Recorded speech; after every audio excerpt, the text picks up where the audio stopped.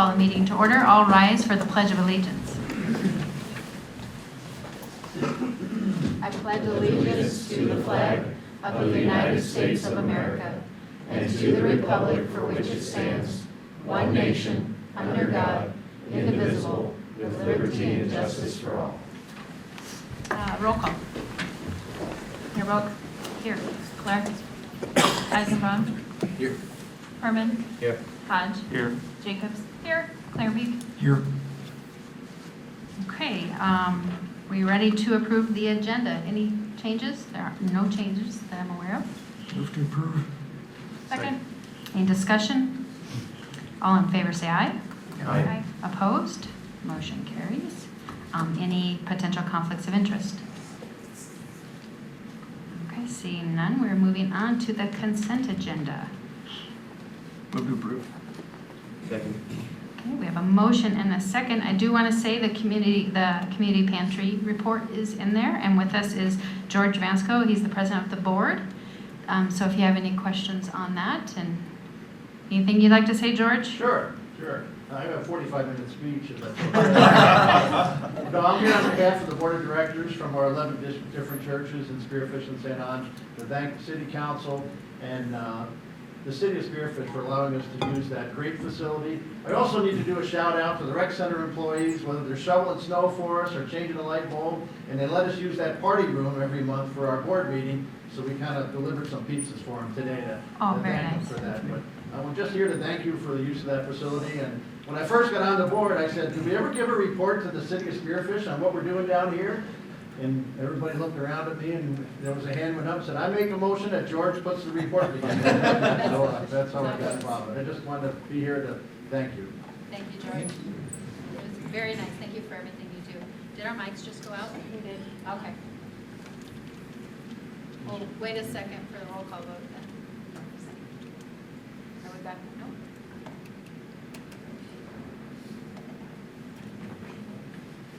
Testing. Still on.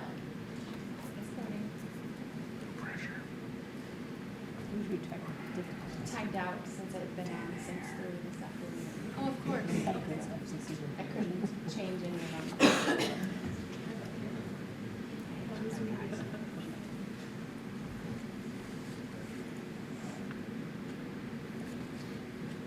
Do you want to keep talking, George? No, I just... Okay.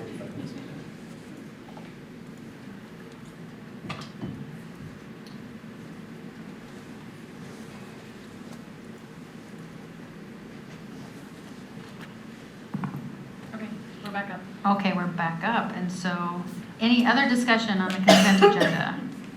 Okay, roll call. Eisenbraun. Yes. Herman. Yes. Hodge. Yes. Jacobs. Yes. Clairbeek. Yes. Okay. Motion carries. Next, under City Administration and Legal, approve the development agreement and declaration of land use restricted covenants between the City of Spearfish and Dream Design International. Mike.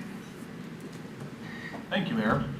In your packets, I have included in the agenda item summary the key provisions of the agreement, at least what I feel are the key provisions of this agreement.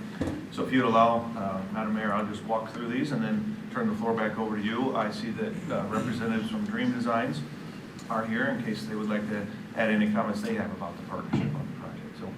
So the key provisions of this agreement as we see them: all homes in the development must be sold below the South Dakota Housing Authority's first-time home buyer limit, which is currently set as $275,000.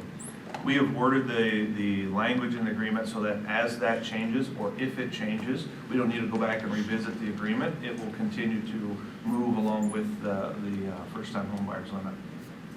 Dream Designs will pay the city $20,000 per lot, and they will pay us those monies at the time that we transfer ownership of the lot. They will not be allowed to begin construction until that ownership is transferred. The city is going to be responsible for the infrastructure, and we'll complete that in phases to include all of the wet utilities, water, sewer, storm sewer, etc., and the streets, street lighting, curb and gutter. We'll also work with other partners to facilitate the installation of the dry utilities, the telecommunications, natural gas, etc. If required, if the project is successful, or let me say when the project is successful, We are currently working on provisions in the standards and specifications booklet that will come to you later this year, which calls for a trigger point of 50 homes to cause for a traffic study. How does that particular development impact an area? That trigger point is 50 homes, so at such time that we get to that point, the council would require us to go back and complete a traffic assessment to analyze what needs to happen to Colorado Boulevard, if anything. The city will work with DDI to come up with a development concept plan, which will come back to this body for consideration. That will show you the layout of the subdivision, the proposed layout, as well as the sports fields. HDR is the contract that you've authorized us to proceed to bring those concept plans back to. So we'll look at two options, one with both the 4 and 6 layout, so 4 softball fields, 6 soccer fields, and a second option with 5 softball fields and 8 soccer fields. The city will be responsible for all costs of the design of that particular development and the platting of the lots. Dream Designs will be required to complete construction of their homes within 12 months of the lot transfer. So in this agreement, we've agreed to have no less than 30 lots to them by July 1 of 2021. They agreed to construct no less than 30 homes by July 1 of 2022. And so it's a pretty tight time frame there. DDI agrees to pay the usual and customary fees that associated with construction. So these are building fees, tap fees, etc. DDI agrees to provide a turnkey property to landscaping, appliances, etc. to the buyer. In the agreement, you'll see that they're required to put all of the irrigation in for the property, plant at least 1 tree, and establish seeding on the property. It'll be up to the individual buyer whether they want that seeding to be drilled or hydro-seeded, or if the buyer wants to do sod, that's their prerogative, depending on the price point that they're willing to pay for their home. DDI is required to build a mix of price points within each phase. So in other words, phase 1 won't only be category 1 homes, and phase 2 won't only be category 2. They'll be required to bring a mix of homes.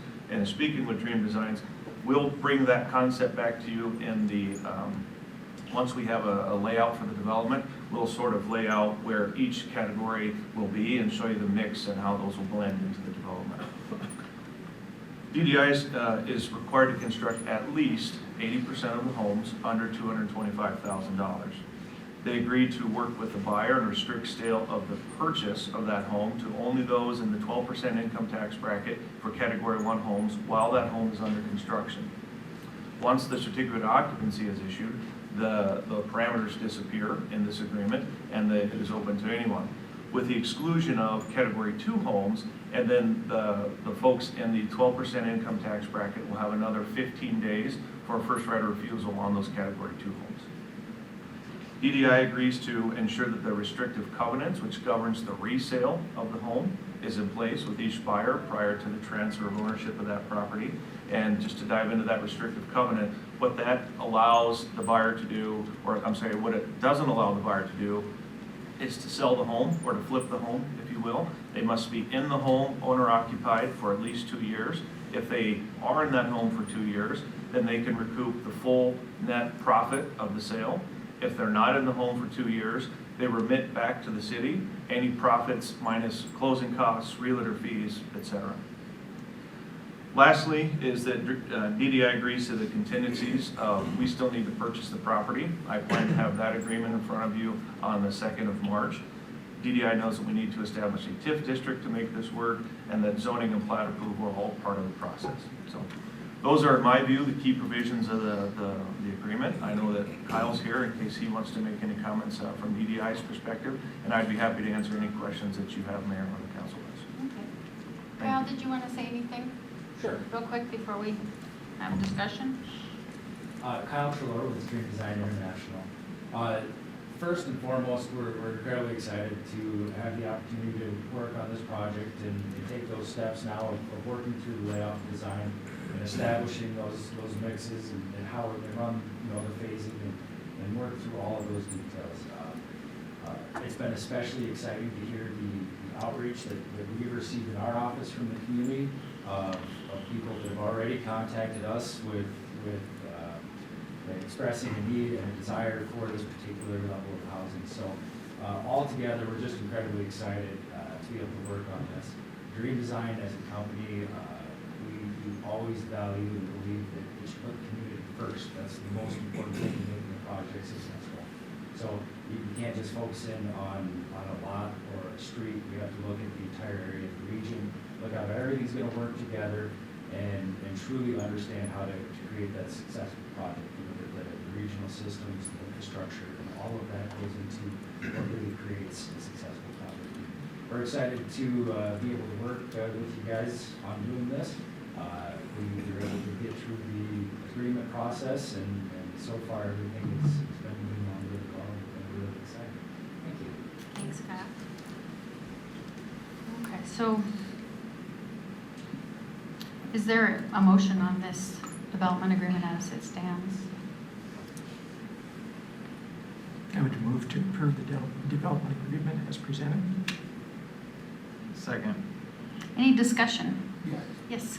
I just had a couple points I wanted to kind of put out there to the Sure. public, talking to some people in the community. One of the first things, currently on the MLS, there is not a new construction under $225,000, again, showing the need for this project. Second, talking to a mortgage officer in town. In the last 3 years, he had 57 applicants who approved for homes under $250,000 remit themselves from the process. They weren't able to find anything or lost out on competitive bids. Again, stressing how important this is. And the third and final thing that I think makes this so great is we're going to add to the additional tax base for the city of Spearfish and continue to help all of us grow and make the city a better place. So I'm very supportive of the project, and thanks for all the work on it, Mike and staff and everybody else. Thank you. Any other comments? Yeah. Yes. It's around the restriction for resale, and, you know, Mike, we've talked about this, and I appreciate the reduction to 2 years and some of the things we've talked about. I would recommend strongly that we still consider a hardship case exception. You know, if you think about the people that we're targeting for this, and I agree, I couldn't be any more for this, but as somebody who has lived on that edge of poverty as a kid growing up, I can say that the last thing that people will sacrifice is their home. So that if somebody, for some reason, were to find themselves in a position of need, the last thing they're going to do is default on their mortgage. They're going to start putting groceries on credit cards. The smallest of prices, the smallest of loss of paycheck, and the prices. So the idea that if they needed to sell this house within those 2 years, I'd really like to see them be able to, and if they could eke out a profit. I don't really even see that occurring, but if they could, the idea that they could hold on to that to pay off what would likely be some deep credit card debts due to just paying for groceries and gas money and for their cars. So that's my struggle there, is just that one thing. And what would the hardship consideration look like? What are you thinking? So the idea that, you know, I couldn't imagine it happening too often, so off the top of my head as I was thinking about this, it could be something as simple to potentially petition the city or the builder and just apply for this as showing what that money would go to. Let's say if they had accepted credit card debt, if they had a health need, whatever that case may be. Potentially it could be, let's for argument's sake, say with the leaving of Polaris. If all of a sudden one of the spouse found themselves without a job and the need to relocate as a family because they couldn't get that second job here, I'd like to be able to see them take that money to pay for that, to cover that money. Okay. Any other comments from the council? Just as a rebuttal, I understand where you're coming from, but this is it's a short term. It's only 2 years, and they're not losing the house. They still have the house. They're just not going to gain the equity that really is inside of the subsidy we're giving already. So because the land is at a reduced price, and so that is my issue with it, and that, you know, someone, well, I have excessive credit card debt. You're going to have to decide what is excessive, or if this is a hardship, and that really puts, in my opinion, puts the council in a difficult position to decide what is a hardship and what isn't. But we're already there. And when I say excessive credit card debt, recognize that to not lose their home, they'll do everything they can to pay their mortgage, to pay their insurance, put money into their escrow. What they will do is start to feed their kids off of credit cards. I'm talking about debt that's been accumulated after that hardship. And I agree that 2 years is nothing. But I can tell you a story about a young family that bought a home, and 6 months later, a mother found herself single without a job. So to say it's only 2 years, No, I think hardship she could is a still lump sell sum. the home. she could sell the home, but people won't. A big part of one of the hurdles to home ownership is not only the financial cost, it's also the unknowns and the fear about whether you can continue this obligation. So what they'll do is people don't go into a house thinking they'll default, so they'll want to keep it. So what I'm saying is that they'll fight to keep their home, thinking that things will get better for them.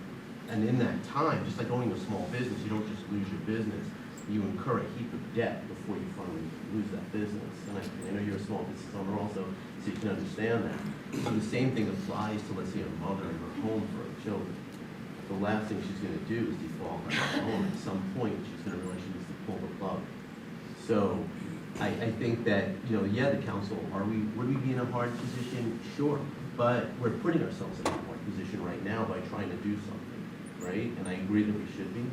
But so I don't see a problem with the idea of just trying to continue in that vein and make sure that we can truly help if we want. Comments from the council? First time hearing this, just a couple of thoughts that I have. First, it's hard to determine. It kind of puts council in a hard spot to determine what is a hardship and what isn't a hardship. That's my first thought.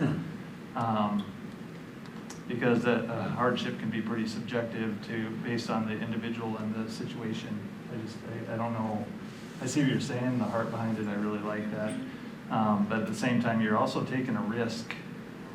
When you buy a home, whether you buy a business, it doesn't matter what you do, whether you're renting a home, you take a job, there's no guarantees. It's always subject to that level of risk. Moving, whatever it is, you're taking a risk in everything you do in life. And so to say that when you move into this type of development where we're trying to target somebody who is in workforce housing, you're agreeing to the parameters of the program, and so you're taking a risk in that as well.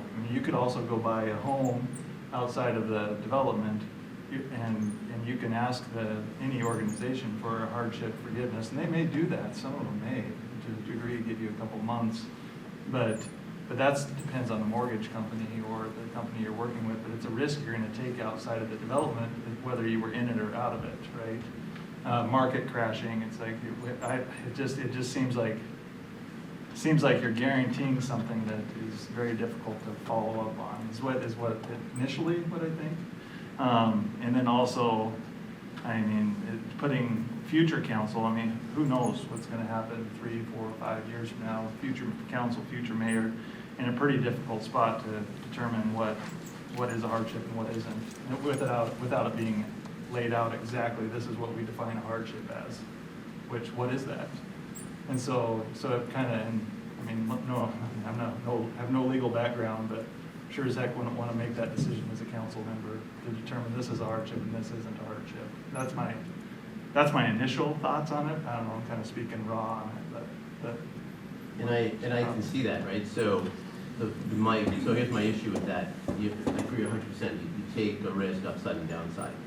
But in this case, they are taking the risk on the downside, right? You're buying a home, you're taking a risk on the downside. I'm not looking for that. What I'm talking about is that we're asking them to take the risk on the downside of an economic correction and a housing correction, but we're not going to let them reap the reward of the benefit. And I like I said, I agree with that part of coming into this is that that's one of the caveats, right? That you agree that you're not gonna come in and cash out.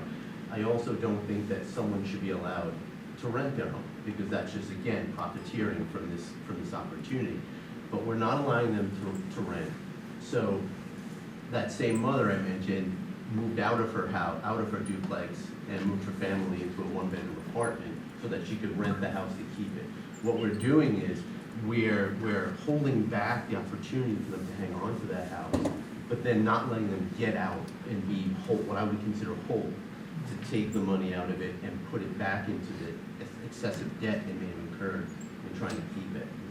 So there's an application process, and like I said, we're crossing that Rubicon. We're getting into the housing business here, so we might as well keep it going the same way and offer some sort of compassion. If we're going to limit profitability, which I agree with, I agree with it. If we're going to limit the idea that somebody could rent it, which I agree with it, we need to make an opportunity available for someone to rescue themselves, to save themselves. So that's all I'm asking for. So I know how it's going to look, no, but I'd like to have that conversation further. Okay, any other comments from council? Yes. Yeah, again, off the cuff, not hearing anything about this prior to now. I have to side with Dan on a lot of things, not creating that future exposure for future council. Who knows in 4 or 5 years who's going to be sitting in any of these seats. It just creates a lot of uncertainty. I'd have a hard time wanting to give somebody the opportunity to stand here in front of us and present a case of why they deserve it more than the person who maybe had things work out a different way and they weren't allowed to keep the profits from the house. So yeah, I prefer that we keep it as written, but it's just my opinion. Any other comments? Anything? Anything? Well, we have a motion and a second as it was presented. So the option is to go with that or to vote it down and to add the provision. So are we ready to vote on the motion? Sure. Yes, okay. So this is a roll call vote. Michelle? Eisenbrown, Yes. Herman, No. Hodge, Yes. Jacobs. Yes. Clary. Yes. Okay, motion carries. Thank you. Under finance, abate the 2019 taxes payable in 2020 for Connection Church Spearfish. The value of the abatement is for the full taxable value. So, Mayor? yes, Michelle. Connection Church failed to apply for exempt status on their property taxes, so their process is to apply for an abatement. So if approved by council tonight, we'll go to county commission for approval. Move to approve. Second. Any discussion? Okay, all in favor say aye. Aye. Opposed? Motion carries. Next, a public hearing to consider an application from Monet Vermetter with the Old Shoppers LLC, DBA Nowhere, a men's clothier for on-off sale malt beverage and wine license located at 109 East Hudson. I did not announce this before the meeting, but if anyone would like to speak, there's a sign-up sheet, but because I didn't announce it, we'll kind of go another way. So anything to add before I open the public hearing? Nothing additional? Okay, so at this time I will open the public hearing. Anyone wishing to speak on this, please go to the podium. Okay, seeing no one wishing to speak, I'll close the public hearing. Is there a motion? Move to approve. Second. Any discussion? All in favor say aye. Aye. Opposed? Motion carries. Under Parks and Rec, approve professional service agreement with HDR Engineering for services related to the potential construction of new sports fields and layout of proposed subdivision. Madam Mayor? Yes. What you have in front of you is a proposal from HDR to basically give us the preliminary design of our sports complex as a part of the workforce housing project. What we've proposed to HDR is that we'd like 2 different options for council to consider. one being a smaller 30-acre complex and option 2 being a larger 40-acre complex. Keep in mind that these would be preliminary designs. We would have a review meeting with HDR after the designs have been created and kind of be able to put our input and tweak the design how we feel necessary. Total cost is about just under $10,000.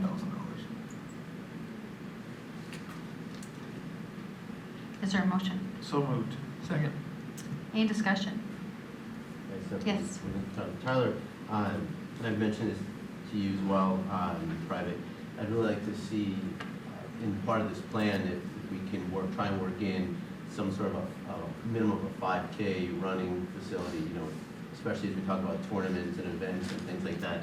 It would be great to have a structured facility rather than trying to go through Jorgensen and Evans for a high school 5K or something like that. Madam Mayor, may I? Yes. So we've already kind of tweaked some of the things that we sent them early on when we got this in December. Trail connectivity through the workforce housing and the complex has already been discussed and added on to the proposal, so that will be considered. Any other comments? Okay, roll call. Eisenbrown, Yes. Herman, Yes. Hodge, Yes. Jacobs. Yes. Marevik. Yes. Okay, motion carries. Next, approve resolution 2020-05, a resolution to set fees charged by the city effective March 12 of 2020. Yes. Once again, we transitioned to Civic Rec a couple months ago, and we're finding some fees that need to be cleaned up on the master fee resolution. This cleans some things up. The one I wanted to talk about more in detail is number 1156, the lifeguard and WSI classes. You can see we're reducing that significantly. We were using it as a small revenue stream. We only brought in a few $1,000s off that by teaching those classes and certifying those lifeguards. Visiting with the lifeguards on the pool deck last year, let me back up. We were only able to hire 38 lifeguards last year, and that was about everybody that came across, every application that came across our desk. You think 38's a lot, but it takes 21 per day to run at a capacity, and that's just the open swim time. That doesn't include swim classes, swimming lessons, things like that. And when you're dealing with 16 to 18-year-old young adults who have families and sports camps, and getting their schedules to line up, 38 just isn't enough. We need more like 45 to 50 to be able to work the schedule and to run the water park at capacity 7 days a week. And so visiting with those lifeguards, asking them what a stumbling block was to them, they said that lifeguard fee of $225 is a lot to come by when you're 16 or 18 years old, or even mom and dad to come by to have that extra fee. So rather than us making a few $1,000s off it, we'd rather just recover our cost of $110 and try to recruit more lifeguards. Therefore, we could keep the water park open at capacity longer, using that to draw more revenue. So that's the basis behind that. Very good. Thank you. Move to approve. Second. Any discussion or comments? Okay, all in favor say aye. Aye. Opposed? Motion carries. Thank you very much. Under planning and zoning, we have a public hearing to consider ordinance 1310, amending Appendix A, zoning Article 5, supplementary regulations, Section 6, sign regulations. All right, that's a lot. Janet, do you want to? Sure. Yep. Okay. Okay, so the primary change taking place with this sign ordinance update is we're updating the temporary sign regulations, and that's really where the majority of the Planning Commission's effort has been. So what I'd like to do is just look at this table. Everything else in the remainder of the ordinance, the permanent sign regulations, how we regulate lighting, those are staying the same. So this is really this is the big change here. We've gone away from regulating signage based on function or special event or for a real estate, and instead we are now regulating them by where they're placed and for the duration of placement, according to if it's located in the right of way or is it on private property in these zoning districts. So for example, under the old rules, we'll pick Festival in the Park, for example. Festival in the Park was covered under a special event type of designation under the old rules. And the Festival in the Park has, of course, a number of signs they wish to post. So what they'll be allowed to do is continue to advertise by way of signposting in the public right of way. at the size they use, which is 6 square feet, they're under that. And then they're allowed to put essentially one sign in front of a lot, and with the owner's permission. And this owner's permission is important because we obviously have people who are maintaining in the summer months, grass and mowing. And so if they post the sign and the owner doesn't want it there, they can just pull it out. So Festival in the Park will continue to be able to advertise under the new code, because under the old one, it was a maximum of 2 signs per event. And so, we're looking at that, goes, how is that really fair for a community-wide event? But by doing this, we also are enabling others to do the same. So for example, if we have an estate sale, and you want to post your estate sale sign, you're going to have the same permissions. And that was the essence of the lawsuit that was brought to the United States Supreme Court, is that you have to allow equal access and equal opportunities for the same types of signs. You can't say, for this function it's this, and for that function it's something else. Everybody gets the same. So that's the primary change in going to that kind of format for what's allowed in the public right of way, what's allowed on private property. The sizes of commercial obviously are greater than they are for residential. There is also a new change that we, for the first time, will allow the feather banner or the feather pennant sign. This was discussed in great detail with the Planning Commission, and where they ended up with it should be allowed as a temporary sign, displayed a maximum of 7 days a month.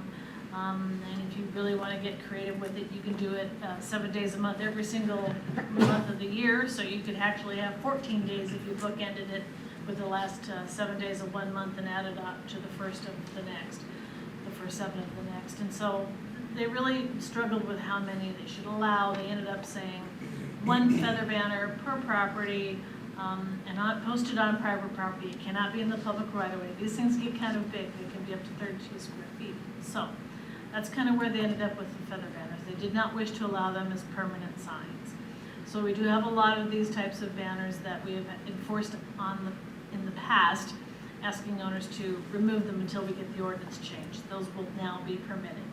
So I just want to make sure that everyone is very clear as to how the feather banner will be treated. Is there any questions on that? Okay, now I'm going to jump into one last important section having to do with non-conforming sign. The previous code said at the end of September of 2024, if the sign was too tall, too big, too many, any kind of non-conformity you had to comply by that date. We are moving away from that. Instead, we are going to be treating non-conforming signs that they can be maintained, they can be painted, the lighting can be changed out inside of the cabinet, and all of that can take place except for if they want to change the height or the size or the number of non-conforming signs. That's when the code will kick in.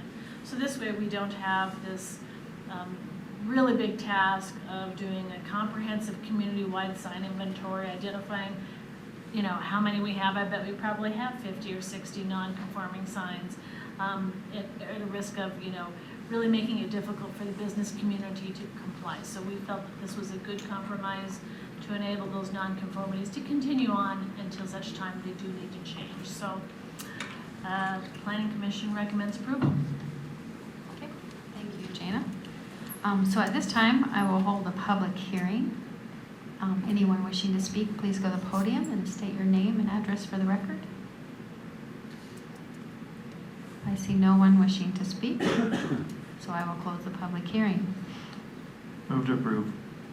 Second. And any discussion? Only thing I have to say is the Plan and Zoning Commission has put a lot of time into this, and we're very appreciative of that. So just can you send that back to them from the council? Any other comments? Okay, roll call. Eisenbrun, Yes. Herman, Yes. Hodge, Yes. Jacobs. Yes. Clarenby. Yes. Okay, motion carries. Next, accept a quick claim deed from Lawrence County to convey lands to the city of Spearfish along the south side of Colorado Boulevard. Jana. Okay, later in the agenda, you'll see a resolution to annex a parcel of land on Colorado Boulevard, Mr. John Bartleson's land. And as we were looking at his annexation, we found this 17-foot wide strip of land belonging to Lawrence County that runs essentially from the east edge of the Rainbow Road right-of-way all the way to the west parcel boundary of what is soon to be the city's workforce housing project. This particular corridor does contain our water main and our sewer main out to Elkhorn Ridge. We recommend that this be, and the county has already taken action to sign a quitclaim deed to us. We need to gain control of this corridor for obvious reasons, since it does contain our infrastructure. We just think it would clean up a lot of some of the issues we've had with, whose right of way is it and who maintains it, but this is where we are, and staff recommends approval. Move to approve. Second. Any discussion? Okay, all in favor say aye. Aye. All opposed? Motion carries. Now we're going to talk about annexation and change of zoning. Approve resolution 2020-04, resolution to annexation to extend the boundaries. Map on the screen shows location here. Again, Mr. Bartleson owns 40 acres. He wishes to be annexed in order to be connected to the city limits. City water main. And we did look at different alternatives, whether we should just do a water service agreement or should we annex him. And anytime we have the opportunity to bring a property into annexation, to capture some of those property tax revenues, because we are maintaining the frontage, which is Colorado Boulevard, along this frontage, we think that's the best opportunity for us to go ahead and do that at that time, rather than do the water service agreement, which then contains a clause that says, well, when we come to annex you, you agree to be annexed. We think it's just better to get it all done at one time. Property in question is 40 acres. Again, reference, this is the city's workforce housing project. For now, Mr. Bartleson just wants a water line extended to his home. No immediate plans for development, but this helps organize and simplify our city limits line when it does come time to ultimately plan for more growth. So staff recommends, and so does Planning Commission recommends approval. Okay. Move to approve resolution 2020-04. Second. Any discussion? All in favor say aye. Aye. Opposed? Motion carries. And then approve the first reading of ordinance 1311, amending Appendix A. And set a public hearing for March 2nd. Okay. The counterpart to the annexation, after annexation, we must apply a city zoning district.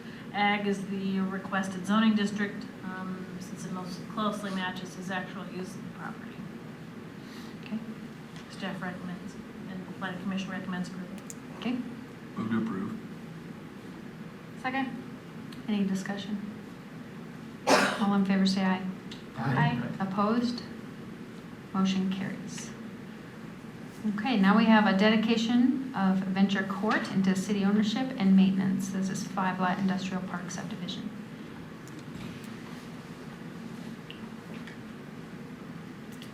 Okay. At the very far north end of Seton Circle is the newly created Venture Court. This was the subject of a transfer of property from the city to SEDC and ultimately to Michael Greslin, who is the owner of this particular partnership that is going to be developing into small contractor-oriented type of industrial park uses. The street is ready. It has been inspected by staff. After dedication, the 2-year warranty begins, and it essentially includes pavement, water, sewer, no curb gutter, but there are roadside ditches and a drainage way that crosses underneath the street. Staff recommends approval. And then these are in 3 separate motions? Oh, yes, would you just like me to talk quickly about? Yeah, why don't we do that? I know we need 3 motions, that way, okay. So the sewer easement agreement, the sewer easement will be dedicated on the plat in terms of where located. The agreement is the language that goes along with how that is to be maintained, and of course, the city maintains the line, and it just sets out how we can access it, et cetera, because it will be going across private property from Venture Court onto the major sewer main that runs in the city's own parcel. So that's the sewer easement agreement. The drainage easement agreement, there's a drainage way that crosses under Venture Court and outlets right kind of where my pointer is showing. This drainage easement agreement, again, is necessary so that we can clean out, maintain, remove sediment, et cetera, out of that outlet structure. So on all three, staff recommends approval, and I think you need separate motion. We do need separate, okay. So first is the approved dedication agreement. Is there a motion? Move to approve dedication agreement. Second. Any discussion? Okay, all in favor say aye. Aye. Opposed? Motion carries. Then approve the sanitary sewer easement agreement. Move to approve. Second. Discussion on that. All in favor say aye. Aye. Opposed? Motion carries. And the final is the drainage easement agreement. Move to approve. Second. And discussion. Okay, all in favor say aye. Aye. And opposed? Motion carries. Thank you, Jana. Public safety. Purchase two 2020 Ford Explorer Police Interceptors from White's Canyon Motors. I can take this, Madam Mayor. This is a normal part of our replacement schedule. These two vehicles will come into our frontline officers' use. We normally get about 4 to 6 years, up around the 100,000, anywhere from 80 to 100,000 miles in that time period. It's kind of a times 3 for us because they're working 24 hours a day, so they use 3 shifts a day. You'll see two vehicles, those two vehicles come into frontline use. You'll see two vehicles get pushed out that are probably in the 115,000, 120,000 mile range to our school resource officers.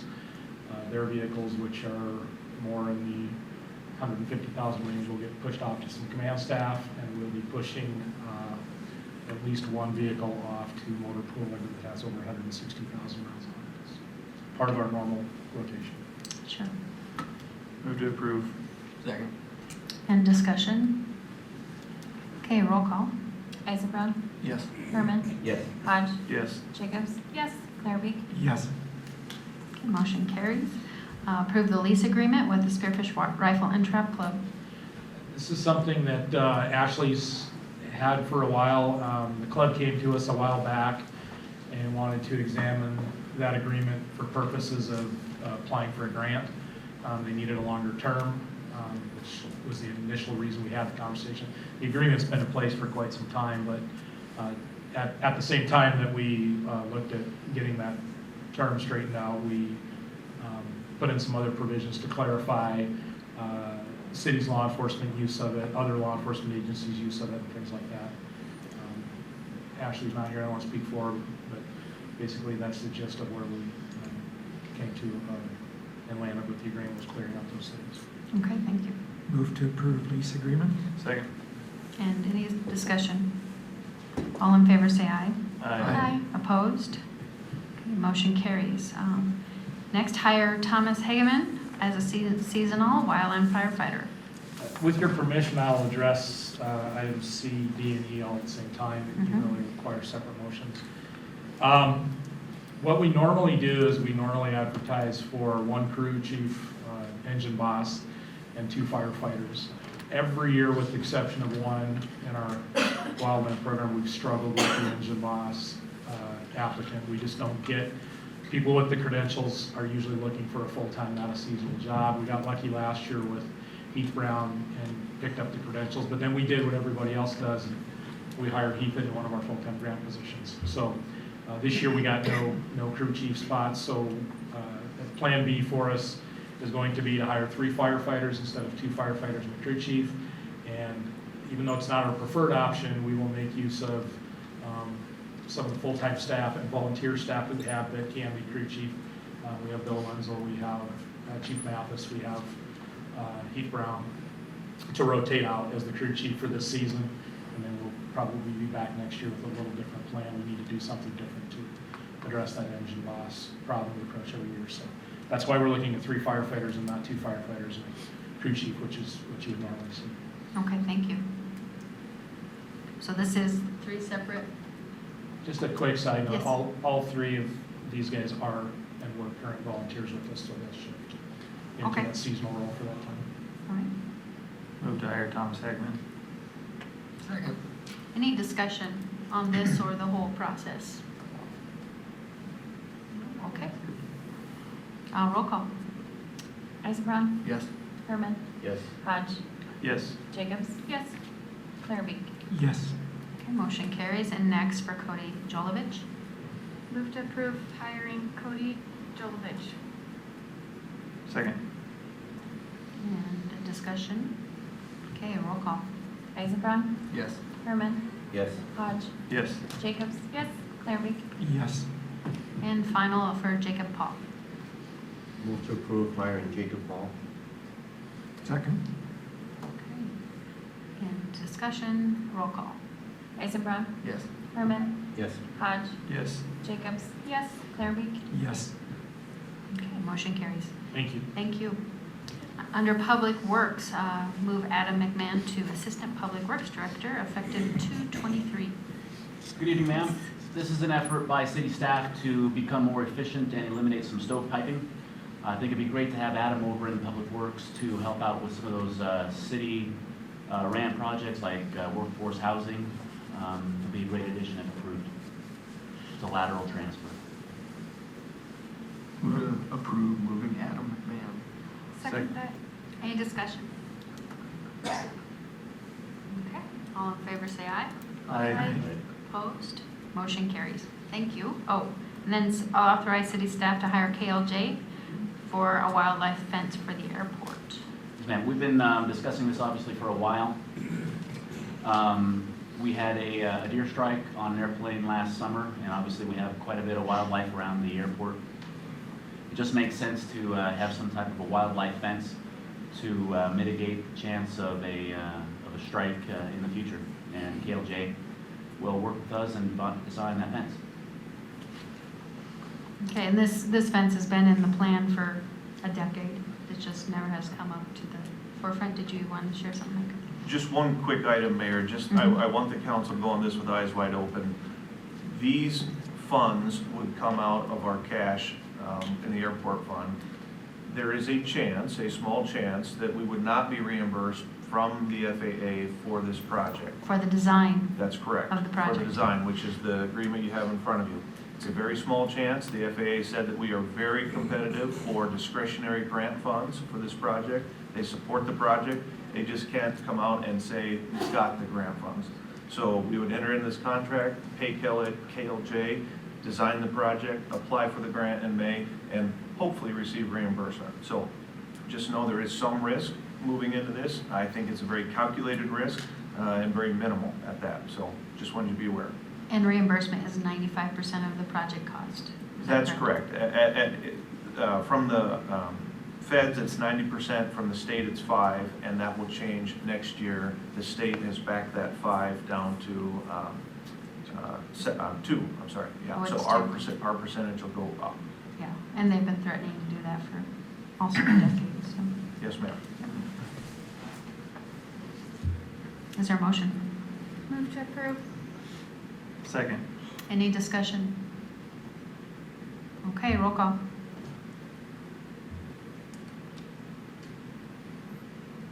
Eisenbrown, Yes.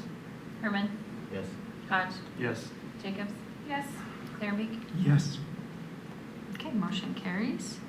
Next, approve the bill list dated February 18. Move to approve the bill list. Second. And discussion on that? Anything to add, Michelle? Okay, roll call. Eisenbrown, Yes. Herman, Yes. Hodge, Yes. Jacobs, Yes. Clairbeak. Yes. Very good. So, mayor and council items. Anything from the council? Did have, since Misty is here, you can make the announcement for me if you don't mind for the annual meeting, because that was on my list, and I'll let you do it. Misty Caldwell, Executive Director of Visit Spearfish. You should have each received a personal invitation to our annual meeting where we do offer some awards and some review of 2019. It is March 4th at 8 a.m. at the Joy Center. We would love to have Chief there who can make it. Thank you. Very good. Thank you, Misty. Just as an FYI, also, I am at my quarterly meeting in Chicago for the Learning Commission next week, so I will be gone there, and so I'll be gone almost a week. And so Dan will be in charge. And And I can be contacted by phone or email, so. Anything else from council? Okay, departments, Mike. Thank you, Mayor. Just one quick item on the affordable housing project. If completion of the 150 home is mile 26, I would say we're in mile 3 or 4 of this marathon. Things in front of us are ratification of the purchase agreement, closing on the property, establishment of the TIF for the TIF district, changing the zoning, approving the development layout, et cetera, et cetera. So there are a number of steps still in front of us that will require council attention. Our time frame is tight, and so we'll do our best to move this through efficiently. Second, I'm starting to see the irony, and it just occurred to me. You've asked for end-of-the-year presentations on March 2nd, and you're going to be gone on March 6th. I know, I'm sorry. Thank you, ma'am. Yes. Before we move on, I skipped the election of president and vice president. I am sorry, I apologize to the council. So we usually do this at election time or at the beginning of the year, depending on how it goes, and we missed it this year. So I would like to ask for nominations for president of the council. I would nominate to re-elect Dan as president. I'll second that. Okay, we have one. Is there any other nominations? Okay, hearing none, I will close nominations for president. All in favor say aye. Aye. Opposed? Congratulations, Dan. Thanks a lot. Yes. Next, I would open up for nominations for vice president. I will go right back at you, nominate Derek. Second. We have one nomination. Is there any others? And I'll be gone March 2nd as well. You will not. Okay, so we have one nomination. All those in favor say aye. Aye. Opposed? Okay, motion carries. Congratulations on this high award here. So, any comments before we move on? Any acceptance? No? Okay. Beach? Okay, Jana, yours. Sure. Today, the Planning Commission finished their work on the C1 redevelopment incentive plan. I think you're really going to like what they came up with. It's going to be great for downtown, and we're going to be happy to share it. You'll see it for first reading on the 2nd. I popped in to observe, and yeah, very positive comments from the people that were there. So very good. Nothing there. Okay. Michelle? Steve? Yes, good evening, ma'am, again. Progress on the EQ Basin is coming along nicely. They're out there working daily, and the monitoring of it is going great. We've got Bob over at the water treatment plant making sure that all of the pipes and fittings and pumps are going in correct. So that project is right online. We have a CIPP plan going to be starting at the end of the month, so that's kicking off. City Hall roof is going to be replaced here in the near future. We're starting that project as well. Snow removal, we changed snow removal a little bit. We went from curb to center back to the curbs, and people love it. They're just really excited about that. We also have the task force, which is in effect. So if for some reason you aren't really excited about curb to curb, you can call, and we'll send somebody out to help you get your driveways opened up. We're investigating scales over at the rubble site to take a lot of the subjectivity out of bringing your stuff that you want to dispose of at the rubble site, and hopefully that'll go into effect for the busy season over there in the summer. We met with the people doing our pavement analysis a week or two ago, and that is coming along great. They gave us an initial kind of a sneak peek as to what's going on behind the scenes there, and the data that's coming back is absolutely fantastic. I can't wait to get it back and actually implement it into our long-term capital improvement plan. It looks to be money well spent. I couldn't be more excited about that data coming back here. And it's at the perfect time too, because we're obviously starting our summer maintenance schedules, and it's just going to be some valuable information with no subjectivity. It's all data driven, and they're going to tell us exactly where we need to spend that money and what to do with the money. So can't wait for that. We're also starting to plan our striping. Obviously, the snow plows have scraped off a lot of our paint and we're going to get those lines painted back on the roads here spring. We had a great discussion today on the crosswind runway over at the airport, so we'll be presenting a recommendation soon on whether or not we go with 826, 523, not at all. But it was a good discussion with the airport task force, and we had Kale come up and then present all of the data, and it's interesting. It's really quite interesting, and some interesting opinions on what we should go with. And the last thing I'd like to close with is so far to date, accidents snowplow wise, safety officer over there has been amazing this year. I don't really recall any real safety incidences as of yet, and we've had a lot of snow. It's been incredible. So from where we were last year to where we are right now is just phenomenal. Absolutely amazing. So congrats to Tyler on that. Very good, thank you. That's all I got. Yes. What you I got? do not have anything additional. Nothing additional. Anything you'd like to add, Chief? Since you're here. Oh, you're welcome.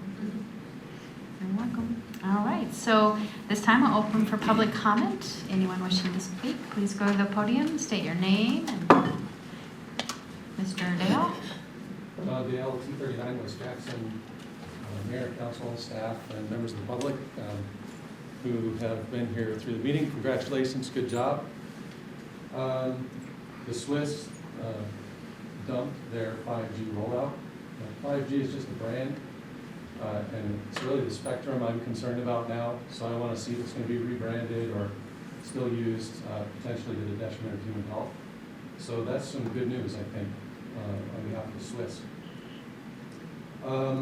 So I write what I'm going to say as we're going along the meeting, so it's not rehearsed and refined and distilled, so I apologize if it seems discombobulated. So I'd like to see more jobs locally capable of supporting more expensive home purchases, but I'm not against affordable housing. And what I'm providing now is just analysis. It's not judgment, so thanks for giving me an opportunity to share my thoughts with you as I hear the discussions on this issue. Years ago, I attended meetings that were economic strategy meetings. I think they were sponsored by the state, if I'm not mistaken, where they recommended that we get ready to be a bedroom community for the oil field. But oil, as an industry, is going to be volatile, and it's going to be dependent on what happens in alternative fuels and alternative transportation systems. We're one electric Model T away from the bottom dropping out of that industry. And so, in fact, we just installed the largest solar array in the history of South Dakota very recently. It's actually underway right now. So the signs are there that if we're going to exploit the oil field workers and have them come in and buy these homes, we also should go with eyes wide open and realize that the bottom could drop out and leave a lot of people hanging with assets they're not able to pay for, if that's where the money is coming from. I think with the proximity to gambling up in Deadwood and an oil crash, we could see a lot of hardship being generated, and so maybe we could try to not profit from the suffering of others. Thanks. All right, thank you, John. Anyone else?